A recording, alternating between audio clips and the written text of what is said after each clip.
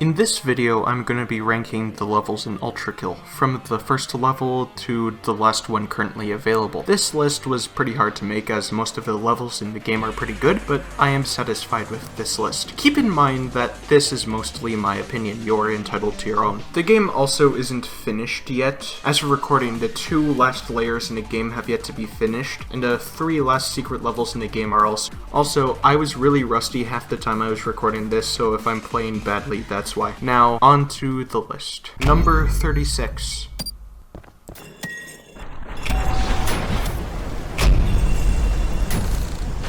Fuck this level.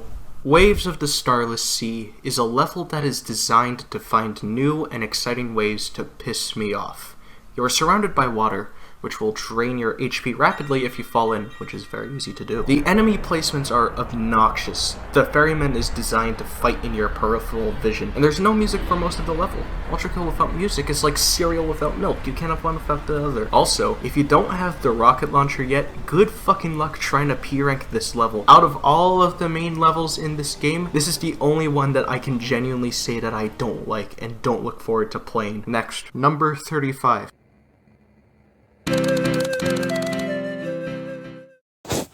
For the level in All Imperfect Love Song, I was gonna make a super in-depth explanation as to why it sucked. However, I think I'll just show you guys how an average person who played the level once plays the entire level.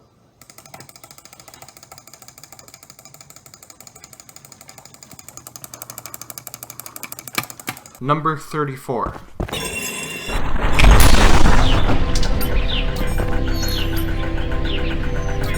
I came here to play a first-person shooter, not a fucking puzzle game. Next, number 33.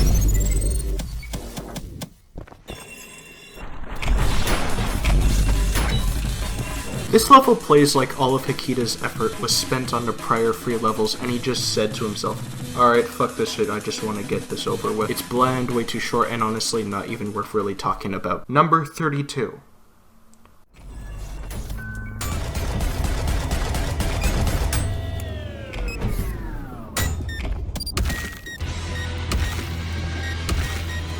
This level has a lot of the same problems that 0-4 has. However, I am more lenient on this one because at least it serves as a pretty cool introduction to bosses in this game. With that being said, it's still a bland, pretty average level. Number 31.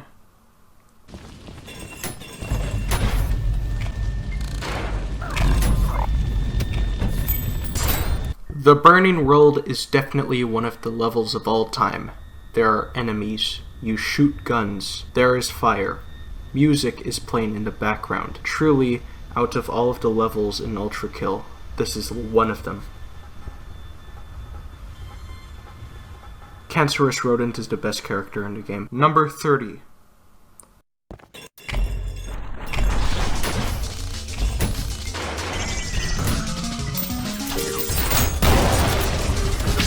Honestly, Sheer Heart Attack as a level is just okay. I don't usually look forward to playing it, but it's not as bad as the levels below here. It's just forgettable. And in a game filled with incredible levels, forgettable levels are naturally going to be worse. Number 29.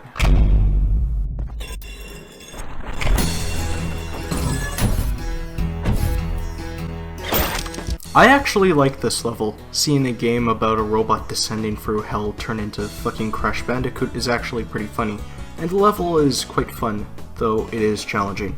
Our first good level on this list, but definitely not the last. The camera is pretty shit though. Number 28.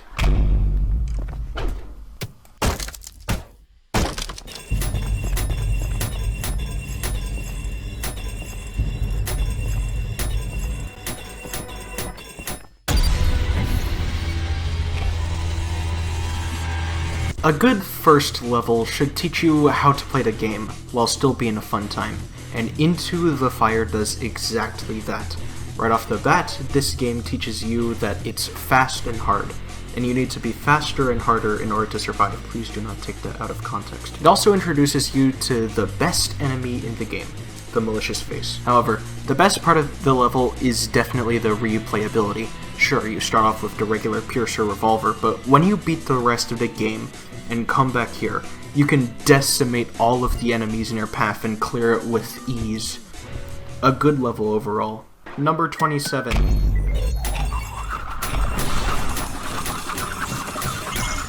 If the first level taught you how the game is played, then the Meat Grinder teaches you what Ultrakill is as a game. Basically, it's a better version of the first level.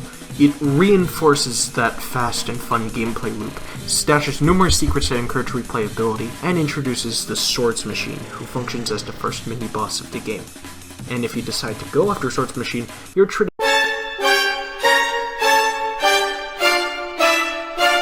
to a pretty good first mini-boss that provides new players with a challenge and old players with a way of demonstrating skill. Overall, it's a good level that really brings you into the actual game. Number 26.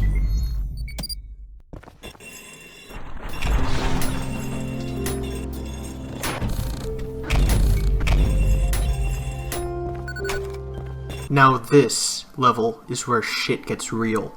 At the beginning, you are dropped into a calm environment, with clear skies and bird calls that almost seem real.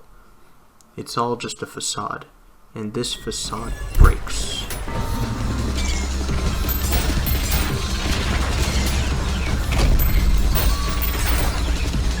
Welcome to the first level that actually takes place in Hell.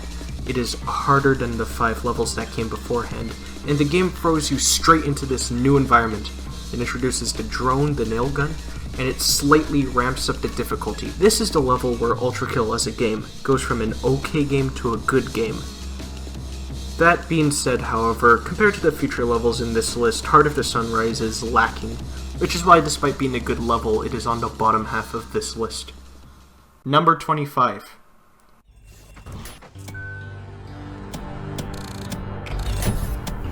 Before I talk about Bridge Burner, I will point out that I basically spoiled the entire game for myself. I knew what was coming. Maybe if I didn't, it would have made a better impact on me. But that moment where you first jump out of that small area and gaze upon the City of the Lust Layer for the first time, with cool winds kicking in, is genuinely a perfect moment that stands out in a game filled with standout moments. The level itself is good. Compared to the moment I just described, it is a bit underwhelming, but it's a good level. I certainly like it better than fucking platforming on the sea or a 1-minute level that gets completed within, I don't know, like 60 seconds. Bridge Burner is just a good level with a stellar moment in the first third. Number 24.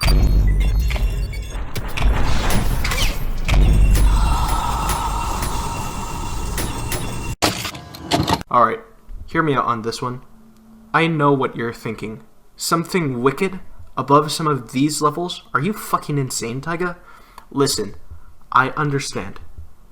That being said, compared to the earlier levels on this list, Something Wicked is an exhilarating level that actually made me feel something. Well, mostly fear, but I digress. And just for that, it's better than the prior levels from this list. Number 23.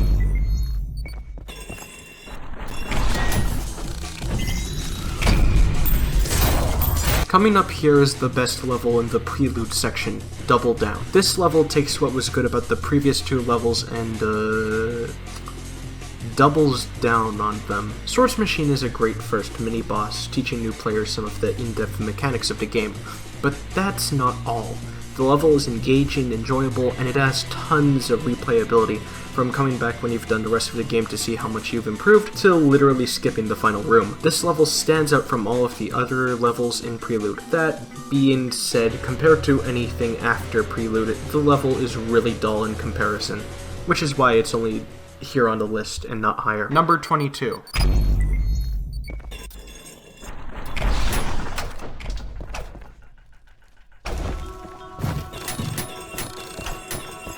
Coming up is Ultrakill's first dark level, A Shot in the Dark.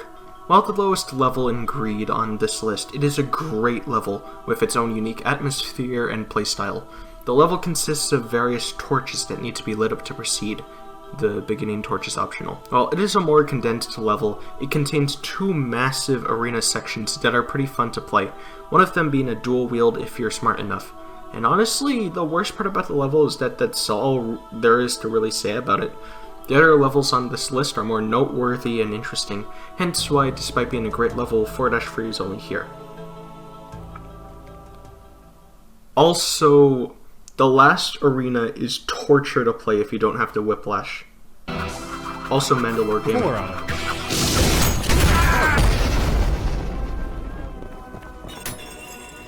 Number 21.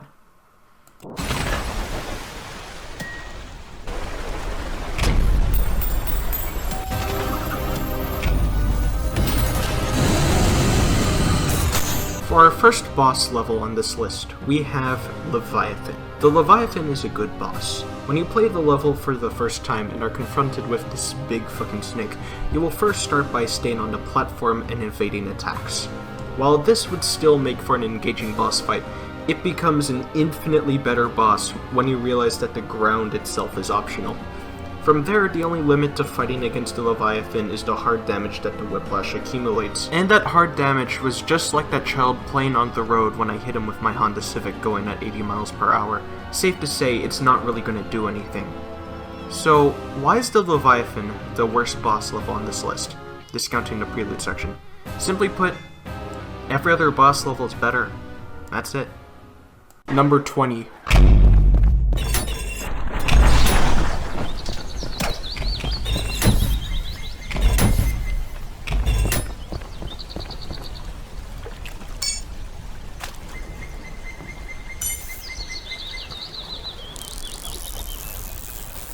Coming up next on our list is by far the best special level in the game, if you discount the Prime Sanctums, but we'll get to those much later. I Only Say Morning is a fishing level where you catch fish. Ultrakill as a game is basically carpal tunnel simulator, so this level is a nice change of pace, where instead of feeling like I have ingested lethal amounts of cocaine, I can fish peacefully. And that's really all there is to say about the level.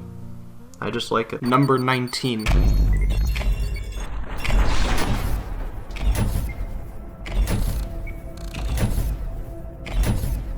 By the time that you have reached the Court of the Corpse King, you would have already noticed in the prior levels in the Lust Lair that there was this behemoth walking around in the background, patrolling through the entire lair. As you play through and get further and further along, you will notice that you will slowly get closer and closer to him, and then eventually, when you reach 2-4, you are finally confronted with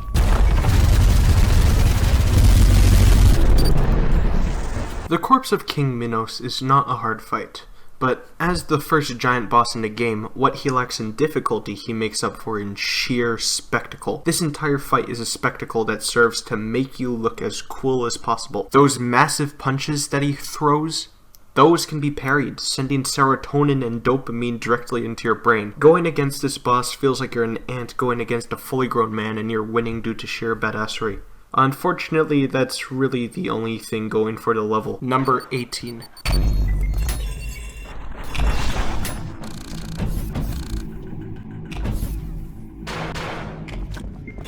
Machine, turn back now. In the last level of Act 1, In the Flesh, you are up against a character who will probably be the most reoccurring boss in the entire game. The build-up to the boss is incredible, his monologuing establishing his presence wonderfully, telling you all you need to know about him. Behold, the power of an angel! Once in a fight, you are up against Gabriel, the Judge of Hell. Gabriel does not fuck around when you first see him, unlike V2 who taught you how to move aggressively. And the Corpse of King Minos, where being daring and overconfident reaps rewards, if you approach Gabriel like that, you will die incredibly quickly. What you then learn is patience. Over time, you learn that, while deadly, Gabriel is incredibly predictable. You learn that when he attacks twice, he will throw his sword at you. When he teleports up, he will spear your ass. Eventually, you learn.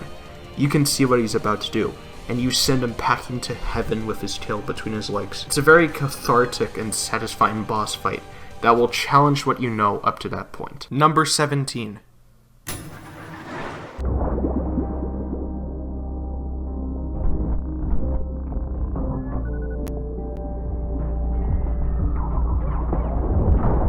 Up next is arguably the only true water level in Ultrakill, In the Wake of Poseidon. In most video games, water levels are notorious for usually being really fucking awful, but the way that Ultrakill executes its water level is superb. Essentially, it plays like you're on the moon, and the level takes full advantage of the gimmick. By this time, you would also have the whiplash, making the water portions of the level a joy to play, where you zip between hook to hook, shooting the enemies along the way. The non-water segments are also pretty interesting, the new enemy adding an extra challenge to the game, warning you to focus on your surroundings. Hell, the entire level can be non-water segments if you really wanted to. And holy shit, the music. I didn't really bring up the music before, but Ultrakill has a fantastic soundtrack. But there's a moment in Deep Blue, the song that plays in this level, where it just plays this saxophone, and it sounds great.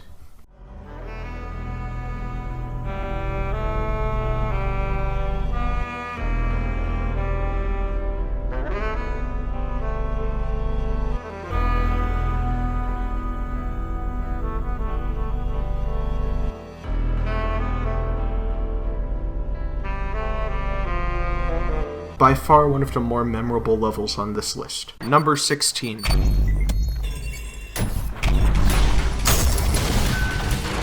For the level that is arguably the best out of the entire Lust layer, we have Death at 20,000 volts. This level is a fun level. However, what makes it more is that I think that the overall vibes and settings of a level are some of the most important factors in how a level is designed. And this level isn't just a good level that introduces you to a new weapon, or one that you can breeze through in under a minute to challenge yourself. This level tells a story of the once proud city of Lust, ruled by a king who had led a flawed life when he was alive, but tried to guarantee the people a new future of a grand metropolis. A king who was struck down by powers above, who were insulted by what he had done. Now, when you go through this area, which probably once had citizens, people who lived there, and lived decent and hopeful afterlives, you are faced with the decay and ruin, while the corpse of the king who had tried to give people hope now wanders aimlessly, tearing down everything that they had worked hard for. Or maybe I'm looking too deeply into things, I don't know, it's a good level. Number 15.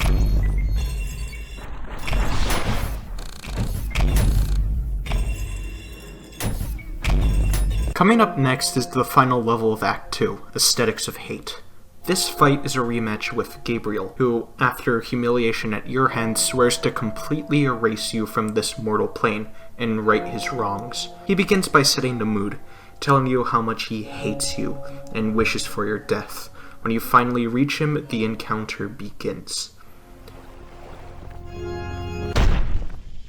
Machine, I will cut you down, break you apart, splay the gore of your profane form across the stars. I will grind you down until the very sparks cry for mercy. My hands shall relish ending you here and now.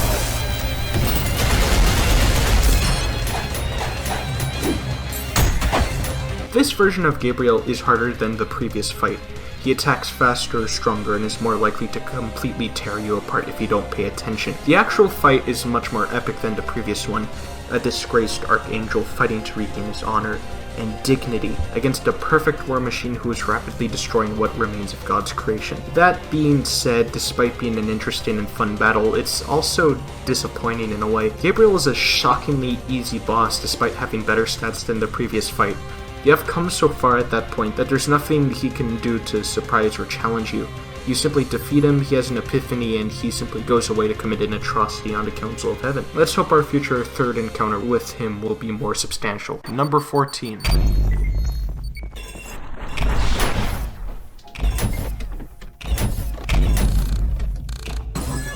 Coming up next is the first true boss in the game. We have Clair de Lune.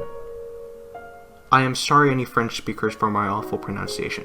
Up until that point, with the exception of the previous level, you should have gone through the previous levels pretty easily. Some people might have even went through while only using the Piercer revolver. You're dropped into a calm environment, Claude Debussy's Clair de Lune playing in the background. You walk forward, get the best weapon in the game, ignore the skull quests, get Hank, go into the building at the end of the hallway, and come face to face with the biggest ego check for new players in the game.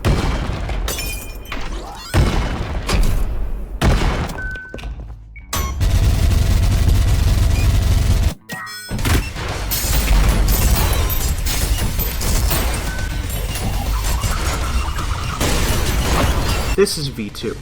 It's you, but better. It moves faster, it shoots more accurately, it does more damage, and it will fuck new players up. This functions in-game as a skill check, testing if players know how to play the game well enough, if they can switch weapons, avoid attacks, and do other things at a satisfactory level. But V2 serves as an exhilarating test of skill in a great boss fight that is a highlight in a game with many highlights, and it only gets better from there.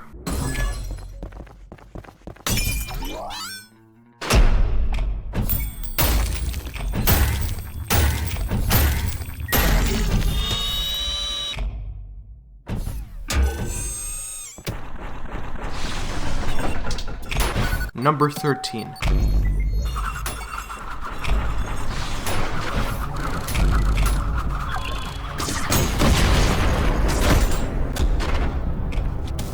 Up next is the penultimate level of Act 1, Belly of the Beast. This level tests everything that you have learned and done throughout the first act. This level is a gauntlet level that starts off brutally with an annoying room to deal with, followed by 3 Cerberei. The music reflects this, being a slow, grinding melody, but then, just like that, the environment changes.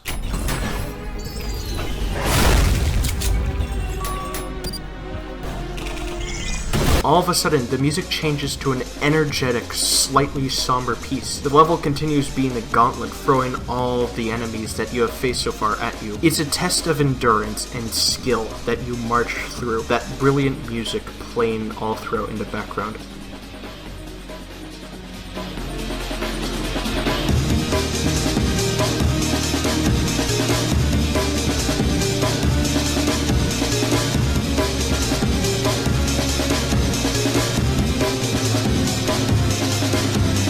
Remember this leitmotif, by the way, it will become important later. By far the second best level of Act 1. Number 12.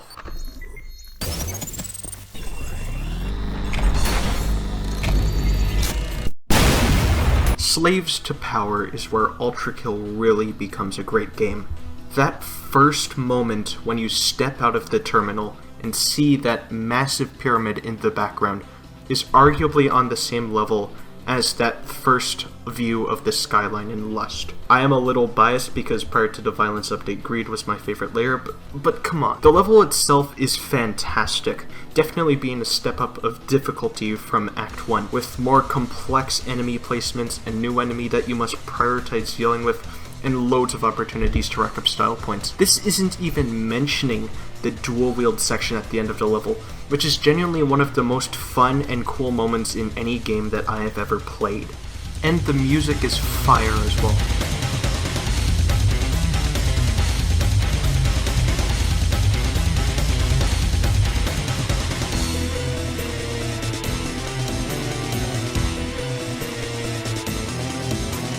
It only misses out of the top 10 due to those 10 levels being on another level of great entirely. Number 11.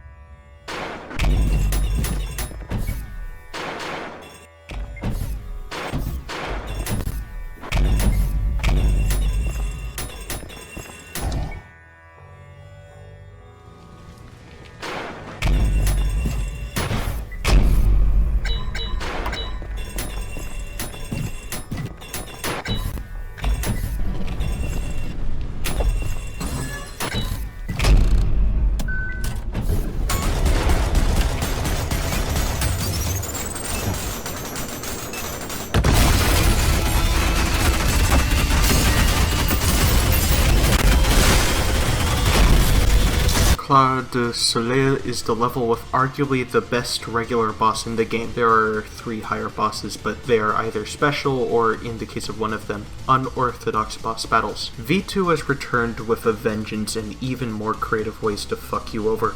He moves even faster now, does even more damage, and worst of all, he can shoot and toss coins This boss is a constant struggle, where you focus on dealing damage to each other while watching for coins to use to your own advantage. It's a really fun and challenging boss that becomes even better in the second phase.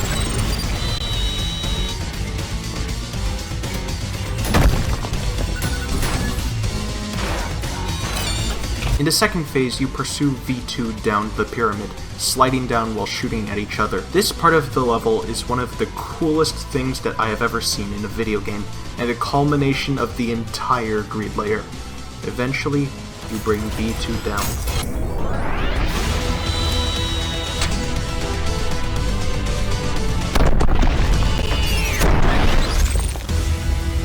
Thus ends one of the coolest and most hectic levels in the entire game. Hello everyone. First of all, sorry for not uploading in a while. School and other responsibilities of mine got in the way, so I couldn't find time to work. Also, I couldn't finish the entire video in time, so this is a two-parter, with the second part likely coming out sometime in April. I will see you then. Thank you for watching this video, and stick out for part 2, where I rank the top 10 levels in Ultrakill.